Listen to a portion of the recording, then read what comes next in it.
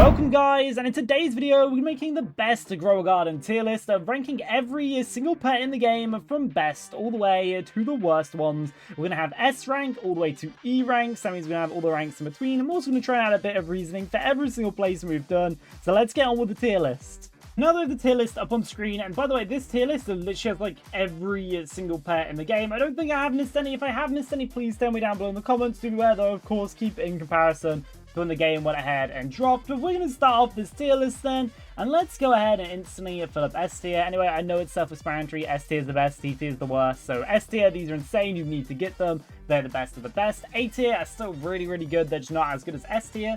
B is just good, not crazy, not bad. C tier, they're not too good. And D tier, they are terrible. Anyway, though, let's get through it then, and we're going to go ahead and start off with the Dragonfly. The Dragonfly, basically every 5 minutes, will go ahead and turn a random crop for golden, which, yeah, just going off of that alone is a bit insane. Like, yeah, it's very, very insane there. So that is something we could say instantly over the top. And next, let's go ahead and put the snail on this tier list. Now, the snail gives an extra 5% chance that a harvested plant will give you a seed. So let's go throw snail at S tier. And now we're getting S tier quite a bit filled up. We probably should jump over and let's get one of the other tiers filled up. Let's go ahead. Let's put something in A tier. And if I had to go for something for A tier, we would have to go ahead and let's throw the caterpillar in A tier.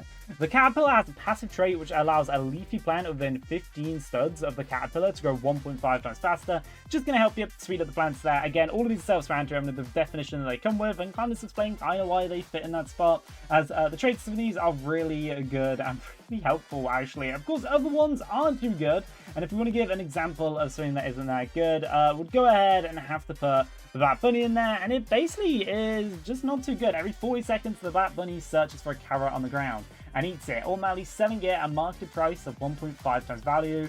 But also it also has a variant that the ability to eat a chocolate carrot, that basically it's better as it ages. I know I explained that terribly there. Let me go ahead and just read the actual definition. However, be careful, it's a Black Bunny and its variant also has the ability to eat a chocolate carrot.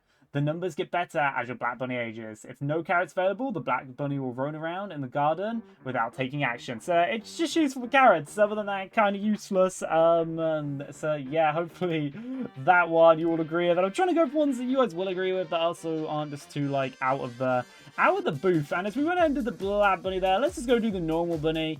And the normal bunny also, I believe, does very similar things.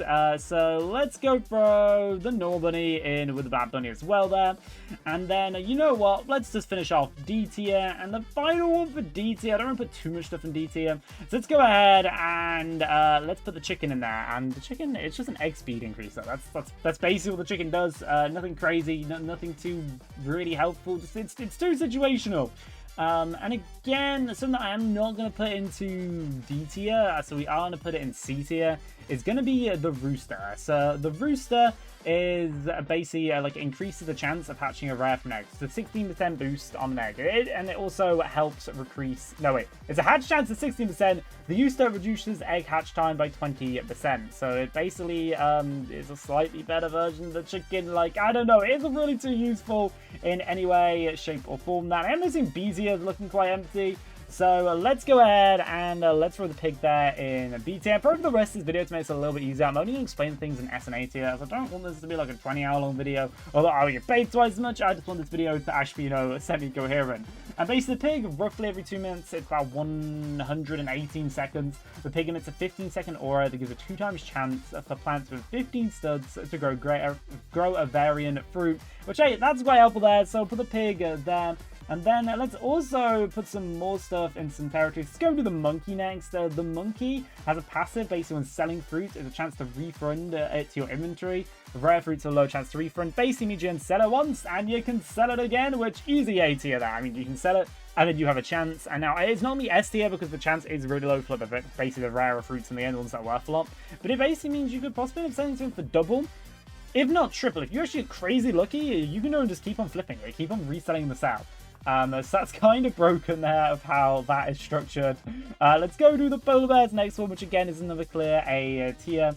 The polar bear has basically every 90 seconds there's a 10% chance for a nearby fruit to become chilled or frozen, which again, quite a nice thing there. And I think that's going to be an A tier, or maybe an S tier. And we'll do A tier, why not? Because, yeah, we'll go for A tier. We'll go for A tiers. I think that's one that'll be quite useful to put up there.